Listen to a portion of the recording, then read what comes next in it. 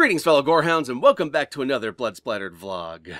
So this week I'm going to talk about Happy Death Day to You, the highly controversial sequel to Happy Death Day. Because apparently this movie has split the horror community right down the center. In one camp you have the people who really enjoyed this highly unconventional sequel and are looking forward to seeing where the series is going to go from here. And in the other camp you have the people that really didn't enjoy this sequel and felt cheated by the marketing campaign.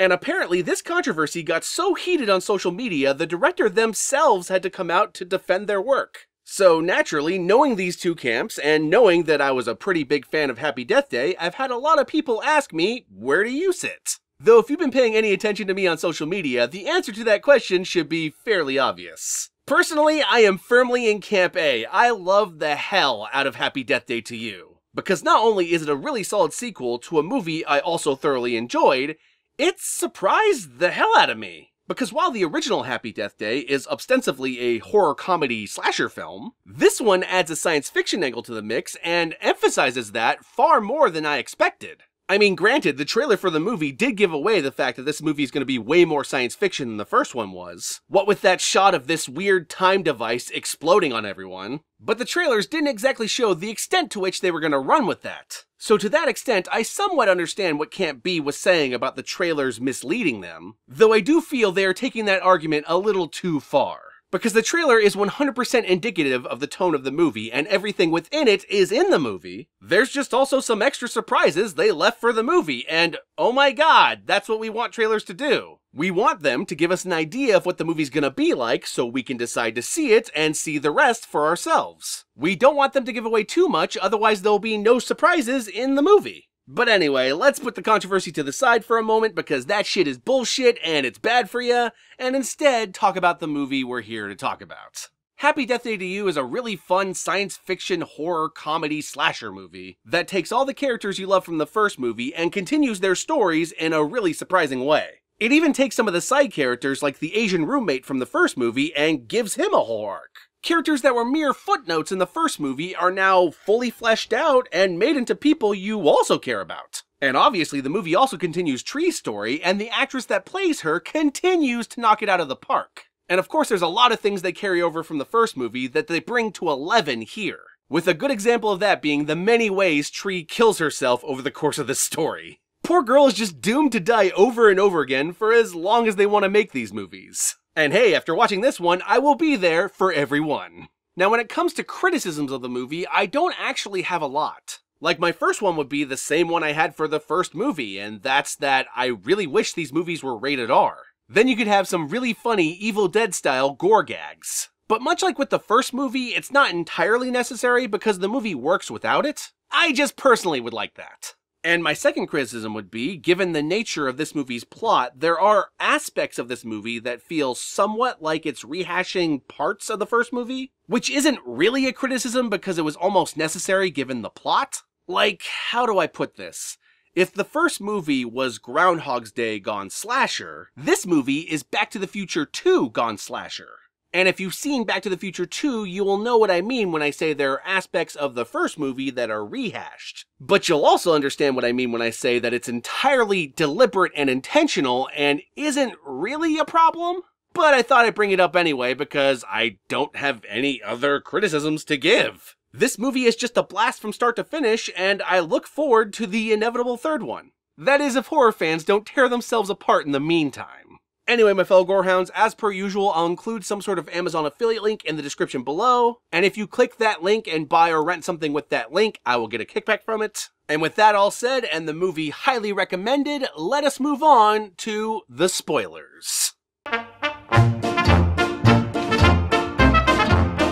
So basically Ryan, the Asian roommate from the first movie, wakes up after a night drinking, and then we watch a day in the life of Ryan the same way we watched a day in the life of Tree at the beginning of the first movie. But there's some twisty twists here because it turns out Ryan is working on a time-slowing device. And if you're wondering if that device had anything to do with the events of the first movie, that would be a bingo. In his effort to create a device that slows time, he accidentally created one that loops time. And he finds this out the hard way when he realizes he is in a loop after he is killed by another babyface killer. Dun dun dun! Babyface is back, bitches! And this is where it becomes increasingly obvious that even though there are shades of the first movie in this movie is gonna go in a crazier direction.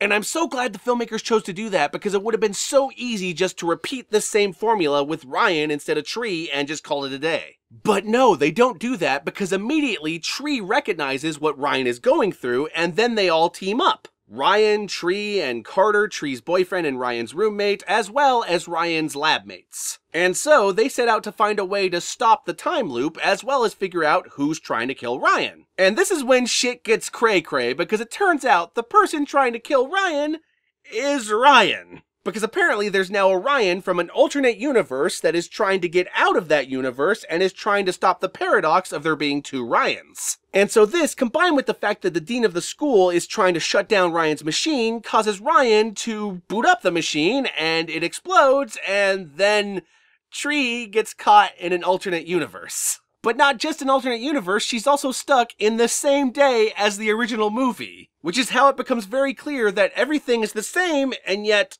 not. There's these subtle differences, like the fact that her roommate is no longer a homicidal killer. But perhaps the two biggest changes is this: Carter, her boyfriend from the original timeline, who, if you recall, was not her boyfriend at the time of this day when the original movie happened. Well, it turns out in this timeline, he is dating the head of her sorority. So he is essentially taken, which means if she stays in this universe, she doesn't get to be with him. But the second most notable change throws a wrench into that, because it turns out that her mom, who was the emotional crux of the first movie because she was dead, yeah, she is alive in this universe, which means Tree finally has an opportunity to spend time with her mom for the first time since she died. And this is the emotional through line of the movie. Should she stay or should she go? And to a certain extent, I agree with what some of the critics of the movie are saying about this particular arc, because many of them have accurately pointed out that this arc is very similar to the arc from the first movie. Because essentially what Tree learns in the first movie is to accept her mother's death and move on with her life, and to stop treating people like shit just because she's hurting. And in this movie, once again, she has to accept that her mom is dead and walk away from the living version of her so she can move on with her life. But where I disagree is I do feel that this arc, while being similar, is different in some key ways. Because the first movie put the emphasis on not being a piece of shit just because you're hurting. In this movie, though, she is no longer the bitch she was at the beginning of the first movie, and is instead having to learn that you can't have everything, but you can have what you need.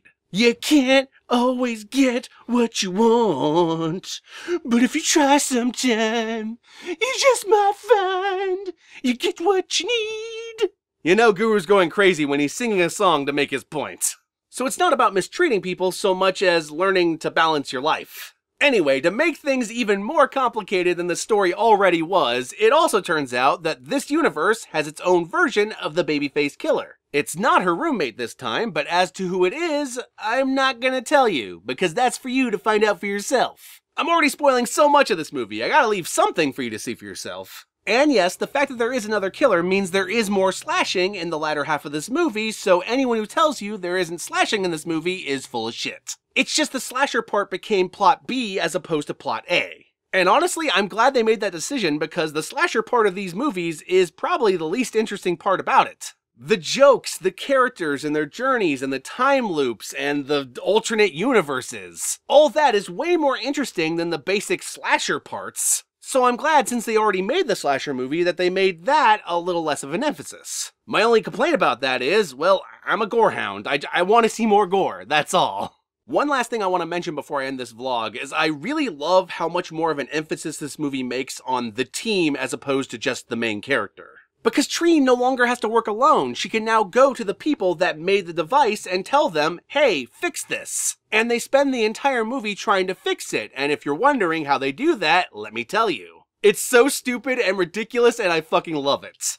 Basically, because every day is the same day, so their memories are all reverting back, Tree has to meet with them every single day and memorize all the progress on their formula, and repeat the progress back to them so they can continue with the formula until they find the solution that makes her go back to her timeline. So over the course of the movie, Tree gets a crash course in time science. Yeah, that's right, I called it time science. I don't know what it's fucking called. I'll put it right here in text so that you don't yell at me. Please don't yell at me.